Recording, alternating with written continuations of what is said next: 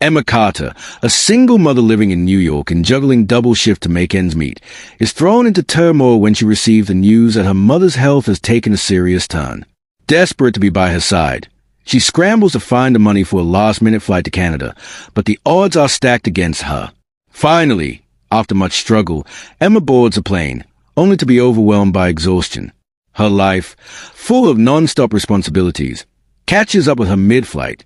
On the plane, Emma unwittingly falls asleep on the shoulder of a well-dressed stranger, Ethan Sinclair, a billionaire businessman whose wealth doesn't shield him from his own loneliness. What seems like a simple mistake on Emma's part marks the beginning of a life-changing journey, one that will take her into unexpected territory, leading her to love, new challenges, and a surprising new chapter with Ethan. Emma Carter wiped the sweat from her forehead as she balanced a tray of drinks, carefully maneuvering through the crowded diner. Her feet ached from working a double shift, but she couldn't afford to slow down. Rent was due, groceries were running low, and her 6-year-old daughter, Lily, needed new shoes. Just as she placed an order down for a customer, her phone buzzed in her apron pocket. She barely had time to check messages during her shift, but something about this call sent a chill down her spine. She quickly grabbed her phone and glanced at the screen. It was from her mother's caregiver in Canada. Emma's hands trembled as she read the message. "Your mother's condition has worsened. You need to come as soon as possible." Her breath caught in her throat. She had known her mother wasn't doing well, but she hadn't expected things to take such a sharp turn for the worse. Emma couldn't lose her. Her mother was her only family. But how could she afford a last-minute flight? She barely had enough money to make it through the week. That night, after putting Lily to bed, Emma sat at the small kitchen table, staring at her laptop screen. She had searched every airline possible, but the cheapest ticket to Canada was far beyond what she could afford. She bit her lip, fighting back tears. Desperate, she called her best friend, Rachel. "I don't know what to do," Emma admitted, her voice breaking. "I have to be there, but I don't have the money for the flight." Rachel sighed on the other end. "Emma, you've been through enough. Let me help." "No, Rachel, I can't let you." "Stop. I'm buying you a ticket," Rachel interrupted firmly. "And don't even try to argue." Tears streamed down Emma's face as she whispered, "Thank you." Rachel chuckled. "You do the same for me. Now go pack your bags." The next morning, Emma knelt in front of Lily, brushing her soft brown curls back. "Sweetheart, Mommy has to go see Grandma for a little while. Okay?" Lily's big blue eyes filled with worry. "But who's going to tuck me in?" "Your daddy will take care of you," Emma said, forcing a smile. Mark, her ex-boyfriend, wasn't always the most responsible, but he loved their daughter. "But I want you," Lily whispered, wrapping her tiny arms around Emma's neck. A lump formed in Emma's throat. "I'll be back before you know it." As she hugged Lily one last time, she whispered a silent promise. "No matter what happens, I'll come back to you." At the airport, Emma felt completely drained. Between work, packing, and the emotional goodbye, she barely had time to breathe. Her stomach twisted as she checked the flight departure board. Flight 237 to Toronto, on time. She had barely slept. Between leaving Lily behind and the terrifying thought of losing her mother, she felt like she was walking on air, light-headed, drained, and barely holding herself together. After passing security, she collapsed into a chair at her gate. She felt completely alone. A robotic voice came over the intercom. "Flight 237 to Toronto, now boarding." She clutched her boarding pass and shuffled onto the plane, searching for her seat in the crowded economy section. As she settled into her seat, she barely glanced at the man sitting beside her. He was dressed in a crisp black suit, his expensive watch glinting under the dim plane lights. Emma didn't care. All she wanted was to close her eyes for a moment, just one moment, before reality came crashing down again. Exhaustion weighed heavily on Emma's body as she shifted in her seat, trying to get comfortable. The hum of the airplane engines, the faint murmur of passengers, and the soft overhead lights all blurred together. Her body ached from the long hours she had worked, and before she could fight it, her eyelids drooped. Without realizing it, she drifted off, her head tilting to the side, right onto the shoulder of the man beside her. Ethan Sinclair, the well-dressed man, stiffened slightly at first but then relaxed. He glanced down at the woman sleeping on him, noticing the dark circles under her eyes, the exhaustion in her posture. She wasn't just tired, she was drained. He could tell she had been pushing herself too hard for too long. Instead of waking her, Ethan remained still, letting her rest. Emma woke up with a sharp inhale, immediately realizing her mistake. Her cheek was pressed against something warm and firm. As her eyes flew open, she realized she had fallen asleep on the man's shoulder. "Oh my God," she whispered, sitting up straight. "I'm so sorry." Ethan turned his head slightly, offering a small smile.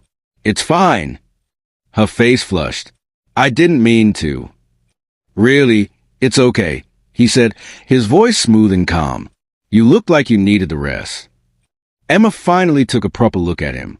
He had dark brown eyes, neatly styled hair, and a presence that radiated confidence. Everything about him screamed wealth and success. She swallowed. "Still, Really, it's fine," he interrupted gently. "Long day." Emma hesitated before nodding. "More like a long life," she muttered, rubbing her eyes. "Want to talk about it?" She hesitated. Normally, she wouldn't open up to a stranger, but something about him felt safe. "I'm a single mom," she admitted. "I work double shifts to keep up with bills. And now, my mom's in the hospital. I had to leave my daughter behind with my ex." His expression shifted. "That's a lot. Tell me about it." She let out a humorless laugh. "What about you? Business trip?" "In a way," he said. "I was supposed to be in first class, but I had to book last minute." Emma raised an eyebrow. "You're used to flying first class." He grinned. "Guilty." She glanced at his expensive suit and fancy watch. "What do you do?" "I own a few companies," he said vaguely. Emma's jaw nearly dropped. "A few companies? So, you're like a billionaire." She blurted out before she could stop herself. He chuckled. "Something like that. Ethan Sinclair." He extended a hand. "Nice to meet you, Emma Carter," he said with a smile that made her heart do something weird. Despite their vastly different lives, their conversation flowed effortlessly. Emma forgot for a moment that he was a billionaire and she was a struggling single mother. He spoke about how success often felt lonely, how business deals didn't bring the same fulfillment as real connections. "I travel all the time," Ethan said, "but I barely get to enjoy life. Sometimes I wonder if I'm missing out." Emma chuckled. "Try living paycheck to paycheck. Then we can talk about missing out." Ethan laughed, and Emma realized how easy he was to talk to. He wasn't arrogant or dismissive. He was human. The plane had just landed when Emma's phone buzzed. She unlocked it, and her stomach dropped. "Emma, hurry. Your mom's not doing well." Her heart pounded. "I have to go," she said, fumbling to grab her bag. Ethan noticed her panic. "What's wrong?" "My mom. She's getting worse," she choked out. "Let me take you to the hospital." She looked at him, stunned. "What?" "No, you don't have to." "I want to." His voice was firm. "You shouldn't go through this alone." She hesitated for only a second before nodding. She had no idea why this billionaire was helping her, but right now she was too desperate to question it. Within minutes, a sleek black car pulled up. Emma barely had time to process how fast he got it before she was in the backseat, gripping her phone, trying not to cry. Ethan sat beside her, watching her carefully. "She'll be okay," he said gently. Emma swallowed hard. "I hope so." When they arrived at the hospital, Emma rushed inside, barely breathing. She scanned the hallway for the nearest nurse's station. "Carter! Mary Carter!" she gasped. A nurse quickly checked the records. "She's in ICU, but she's stable for now." "Can I see her?" she asked urgently. "Of course, but just for a few minutes." Emma stepped inside to see her mother, pale and weak in the hospital bed. Tears welled in her eyes. "Mom," she whispered. Her mother's eyes fluttered open. "Emma, I'm here," Emma choked out, taking her frail hand. Her mother's smile was weak but full of love. "You always take care of everyone. Who takes care of you?" Emma wiped her tears. "I'm fine, Mom. Let's focus on you." She didn't want to admit it, but those words hit deep. A deep sigh from behind made her turn. She had almost forgotten Ethan was still there. "You really didn't have to come," she said, wiping her eyes. Ethan shrugged, his expression unreadable. "I wanted to." Emma studied him. Why was he doing this? What did he get out of helping a broke single mom? Almost as if reading her mind, Ethan leaned against the wall and sighed. "I lost my mother a few years ago." His voice was softer now, the usual confidence dimmed. "I was too busy with work to visit her. Always thought I had time. But by the time I got there, it was too late." Emma's heart clenched. "Ethan." He looked away, as if ashamed. "I can't change what happened to her, but I can make sure you don't have to go through that alone." For the first time since this whole nightmare started, Emma felt something shift inside her. A stranger, a billionaire, no less, was showing her more kindness than most people in her life ever had. "Thank you," she whispered. Ethan nodded but said nothing. Ethan didn't leave. He stayed through the night, bringing her coffee, making sure she ate, even arguing with the nurses when they tried to rush her out of the room for visiting hours. "You don't have to stay," Emma told him, sipping the coffee he handed her. "I want to," he said simply. She gave him a small smile. "You're not at all what I expected." He smirked. "Let me guess. You thought billionaires were all cold-hearted and arrogant." "Something like that." He chuckled, guilty as charged. "But I have my moments." Emma found herself laughing softly. It felt nice. She hadn't laughed like this in a long time. But neither of them realized that just a few feet away, a photographer had snapped a picture of the moment. And that picture was about to change everything. Across the city, Mark Rivers sat in his cluttered apartment, flipping through his phone while Lily played with her dolls on the floor. A ding sounded, and a notification popped up.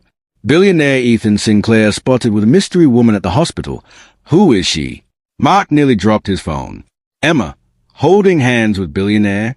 He clicked on the article, and there it was, a picture of Ethan looking at Emma with concern, their hands clasped together. Mark's blood boiled. He had barely paid attention to Emma before, but now that she was seen with someone rich, he suddenly felt possessive and jealous. "Lily," he called, forcing a smile. "How about we give Mommy a little surprise when she gets back?" Emma sat in the hospital waiting room, trying to clear her mind.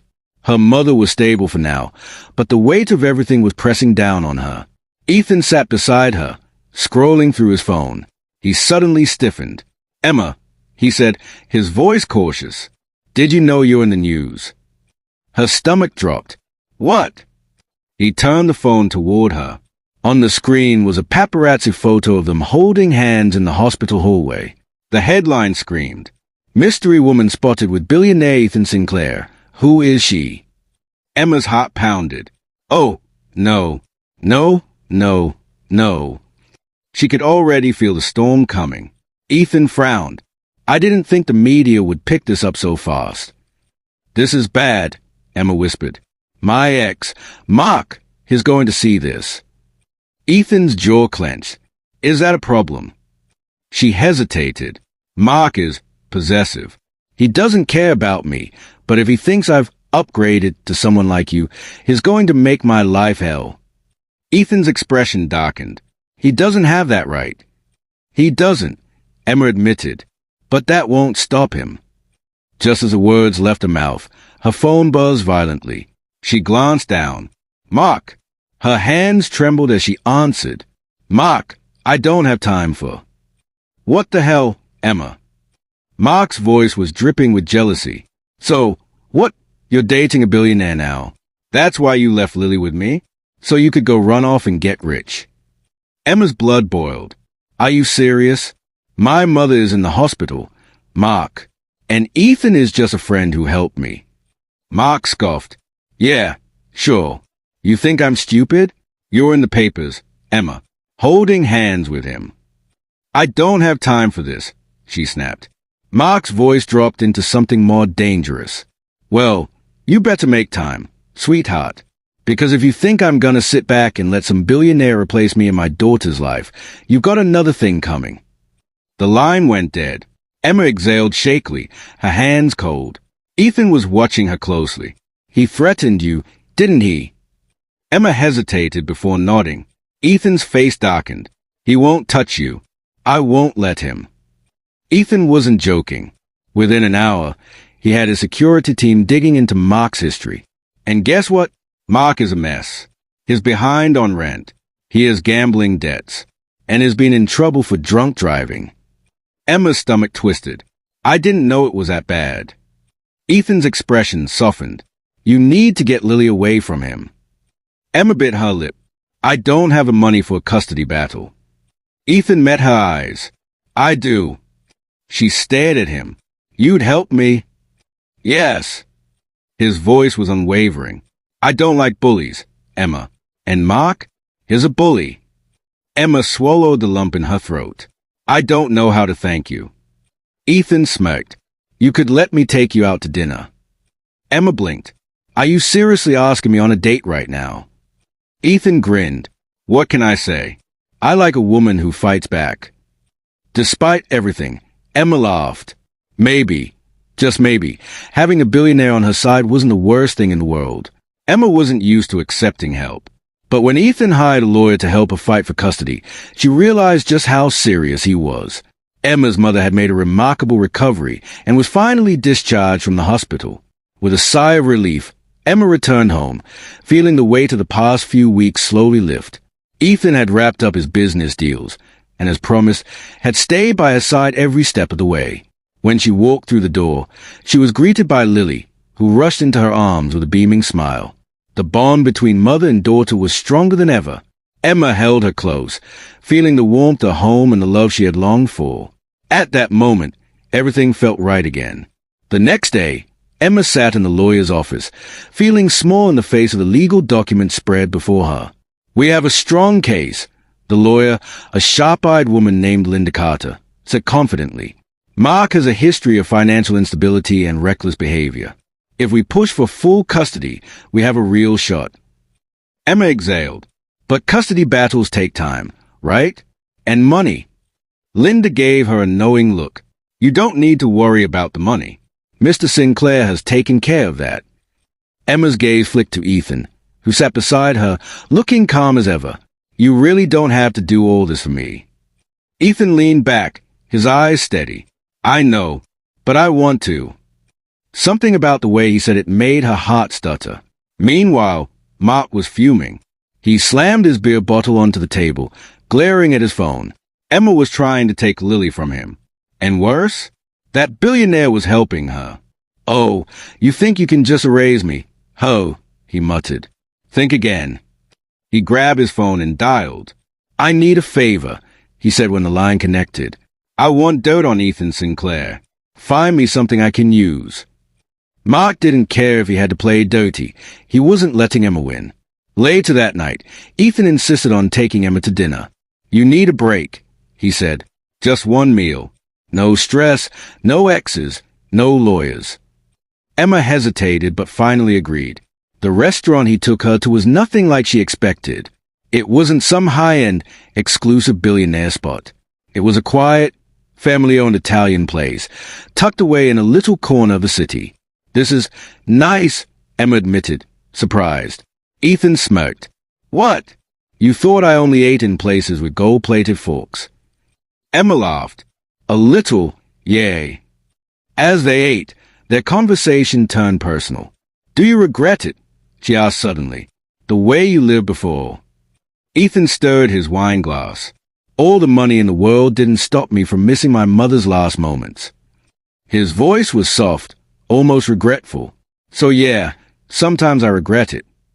Emma didn't know what came over her, but she reached across the table, placing her hand over his. You're not that man anymore, Ethan, she said gently. His eyes met Hayes, something unreadable in them.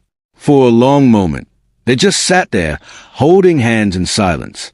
Emma felt something shift between them, something dangerous, something real. The next morning, Emma woke up to chaos. Her phone was blowing up with messages. Lisa, her lawyer, even people from work.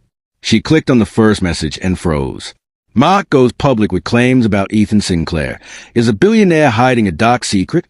Emma's hand shook as she clicked the article.